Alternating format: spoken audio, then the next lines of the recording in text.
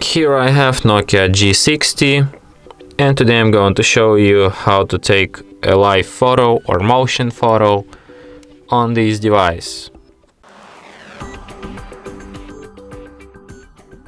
So to do this, firstly you have to open camera. Then when you adjust the normal photo mode, tap on this icon here, and as you can see, motion on.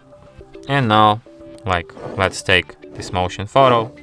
So the motion photo works the way that it's you just take normal photo and it just looks like a normal photo when you open it in the gallery. But if you hold your finger on it, it starts moving like a video. And as you can see, it also starts playing sound like a video. So it's just a real video with sound and motion. But when you open it in gallery, as you can see, it slightly moves and then stays still. But if you hold your finger on it, it starts moving for a few seconds, I don't know, maybe 2 or 3, 1, I don't know. Some really short period of time.